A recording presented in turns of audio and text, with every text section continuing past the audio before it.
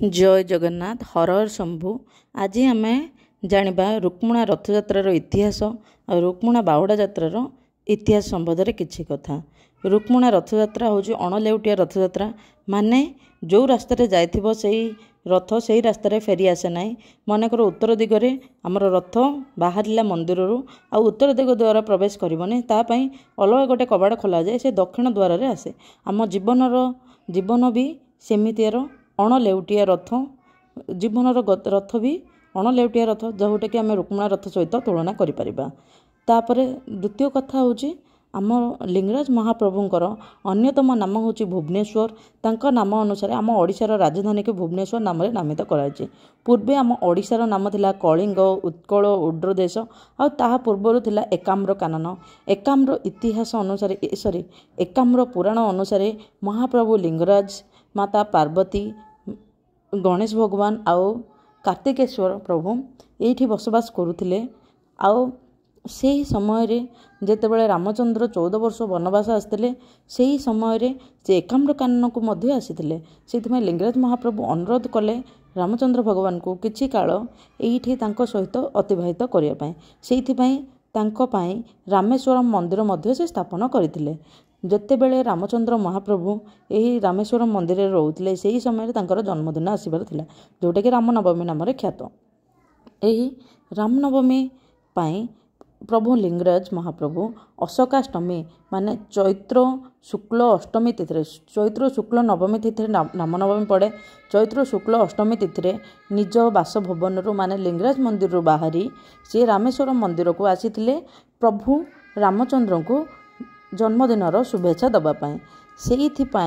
से दिन तांको पाई निर्मित रथरे सी प्रभु रामचंद्र पाई आसते। यही रथर कार्यक्रम सरस्वती पूजा दिन आरंभ होता है।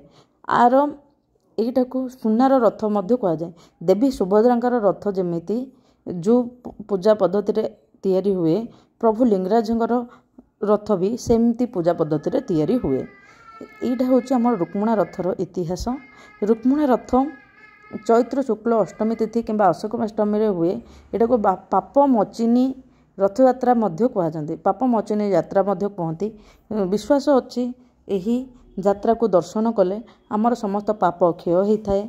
आउ लिंगराज मंदिर हरि आउ हरंकर मिलन मंदिर तैयारी होती विश्वास अच्छे। माने हरिहर लिंग देखो, लिंगराज मंदिर रे गोटे लिंग अच्छे, सेटा प्रभु शिवंकर लिंग।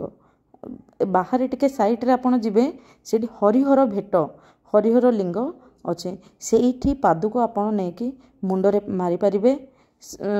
जनरली लिंगराज मंदिर हरिहर दुहींक पाई बहुत खास जगह। से लिंगराज मंदिर को हरिहर मंदिर मध्य किछि जगह कह जाए। हरिहर लिंग मध्य सेठी अच्छी। देखंतु तापरे रथ अशोकाष्टमी हूँ रथयात्रा, माने रुक्मणा रथर रथयात्रा। तापरे एग्जैक्ट 5 दिन पर तार बाहुड़ा यात्रा हुए। रुक्मणा रथयात्रा लिंगराज मंदिर उत्तर दिगरु आरंभ होता है, किंतु बाहुड़ा यात्रा दक्षिण दिगरे आसी समाप्त हुए। दक्षिण द्वार रे माँ भगवान मंदिर को प्रवेश करती। से रुक्मणा रथयात्रा को अणलेउटिया रथयात्रा कह जाए। रुक्मणा रथयात्रा देखिले आमर पाप क्षय बोली विश्वास अच्छे। आपण को जदि मोर यही तथ्य भल लगिला आपण निश्चित भाव में लाइक शेयर एंड सब्सक्राइब करदे। आउ मत निश्चित भाव में सपोर्ट करदे। हर हर शंभु जय जगन्नाथ कहीकि आज भिडियोटी मु शेष करुच्ची। आपण निश्चित भाव में गोटे कमेंट करदे हर हर शंभु जय जगन्नाथ जय जगन्नाथ जय जगन्नाथ।